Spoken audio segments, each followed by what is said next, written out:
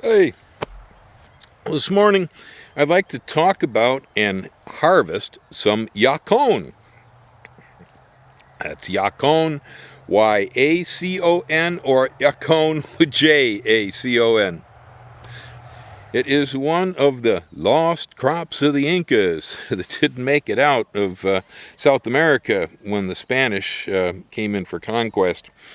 It has, though, recently, in the last, 30 years or so, slowly made its way into the American garden. I know I raised this crop while I lived in California. It did very well there. I have some here now in Hawaii. This will be the first time I've ever grown it in Hawaii. And other than snitching a couple pieces, I haven't dug it up, so I don't know what to expect. I think it grows well here. It looks all right, although either it's the variety that I acquired or it's our conditions. The stalks are so much shorter than they are in the mainland. We'll find out what happens underneath. Stalk size don't matter. It's the storage organs that we eat. So Yacon is a sunflower. It's a perennial sunflower relative from South America. It's related to the Jerusalem artichoke sunflower of North America. The plant is not that different, and it's got little yellow flowers on top and so on, so it's a sunflower. But on the Jerusalem artichoke, we actually eat the propagation piece there at the base that makes these little knobby tubers look kind of like ginger. I've heard people from China call it American ginger because of the way it looks. And so we eat that portion on the Jerusalem artichoke.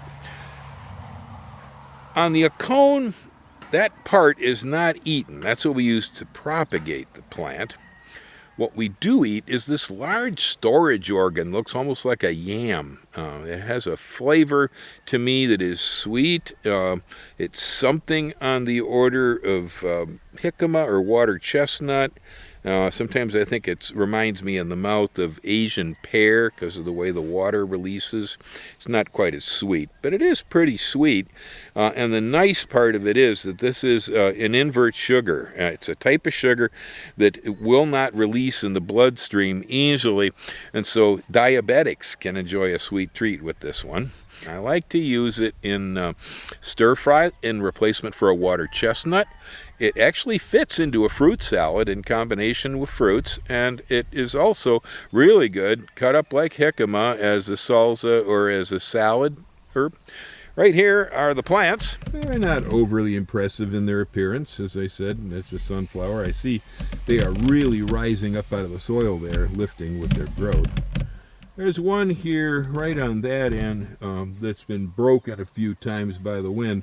And so I'm going to attempt to dig that one up and see what we can find underneath. Right here are the parts of the Yacon that we eat. There's one still wedged in the root down there. I couldn't get it out without breaking it because it's kind of brittle. There's one stuck in here yet. But all around this, you'll see all this other white knobby looking stuff.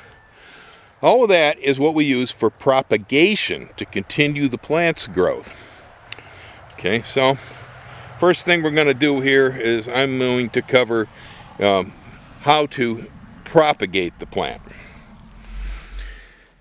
Well, here we are in the propagation shed. I have my reading glasses on because my friend Kahoa claims that I need them when striking cuttings because I apparently turned a vanilla cutting upside down. We all know that I once turned a dragon fruit cutting upside down because we had a hairy mop out here in the nursery with the roots on the wrong end. Anyway, so much for all that. Right here we have the mass of material that we ordinarily use to propagate Yacon.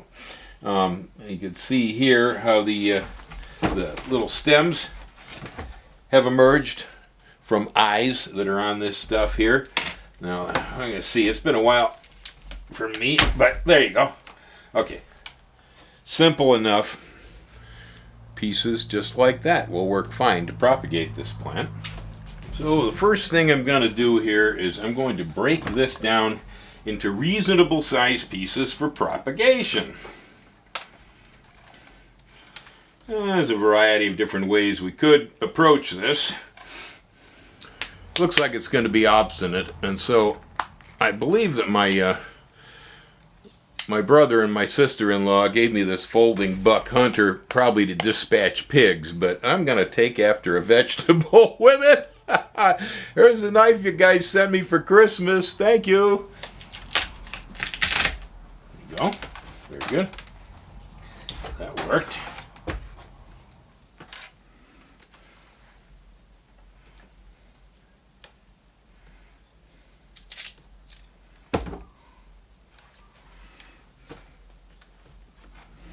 Okay, so I have split the Yacon down into manageable pieces here.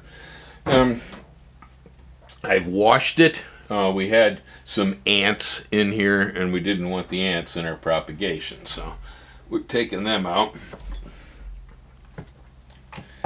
Now we have some large pieces. I have some small pieces. I've removed anything that looked like there might have been soil insects or something there. And the other thing is that some of these pieces, like this one right here, they have very large chunks of the storage organ left on them yet. And that's just going to start to rot inside the pots, and so I'm removing it. Thank you, Bob and Debbie, for the new knife. Okay, so pretty simple. I'm going to start with the ones here that have some stalk on them. I'm just going to set that down in there.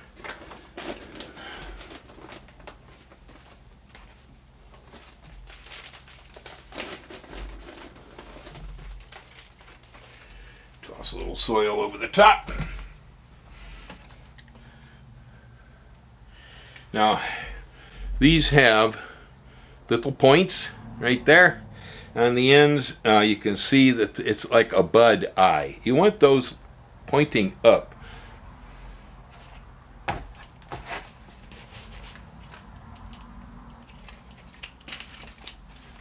Here. Well, the rain started, but I got the job finished here. Now I'm just going to go ahead and put some fertilizer down. Wow. Coming down good, huh? Right here I have some pelletized chicken manure. I'm going to use about a tablespoon in each one of the pots.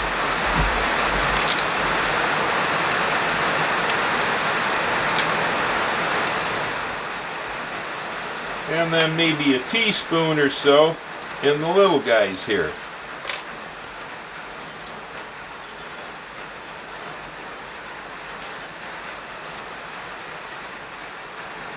There we go.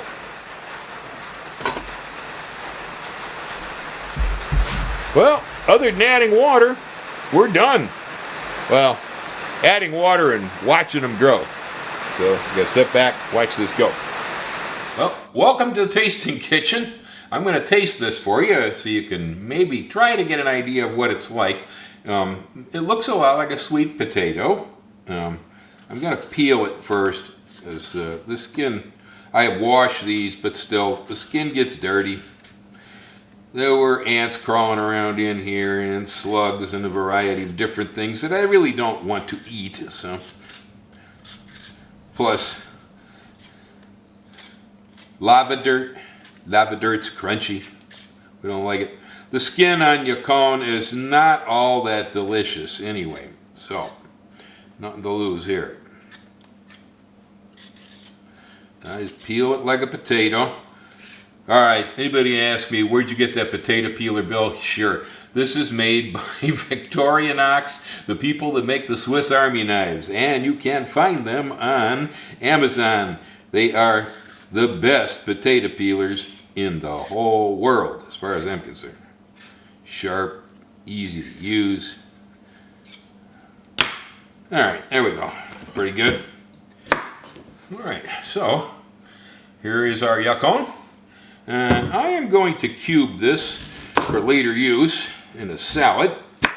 There you go. You can see the inside. Nice, white, wet, crunchy looking. What's-a?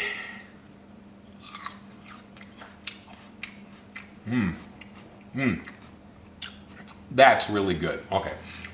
So, if you're familiar with eating Asian pears, the texture is almost exactly the same. And it's so close to eating an Asian pear. Isn't it funny? The way the water comes out of the cells, and in fact, the way the sugar moves out too. Now, it doesn't have the pear flavor. It's very mild.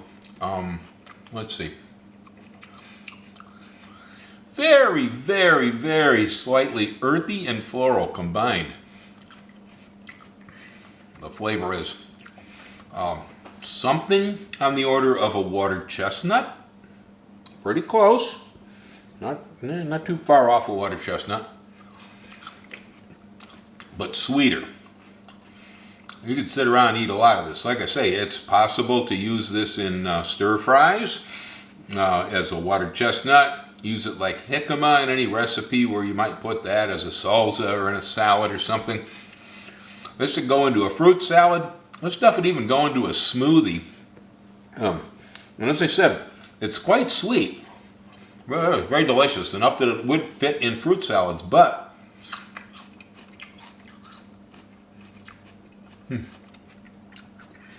Bill, don't talk with your mouth full, right?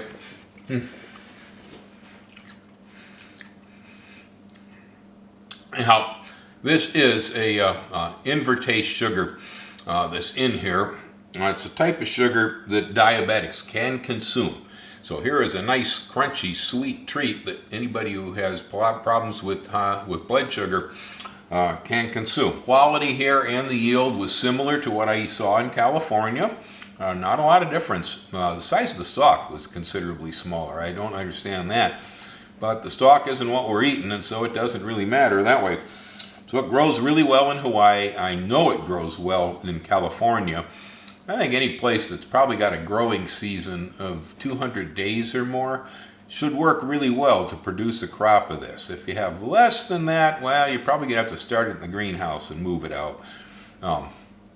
And I don't believe it takes extreme cold. So if you have freezing soil, you'd have to dig it all up in fall, and you could store pieces of it in soil in the cellar, to bring it back out in spring or so on. But it's definitely an excellent crop in mild areas of the United States of America. So there you have it, folks. Yacon. Aloha. Y'all hang loose. Have a great garden.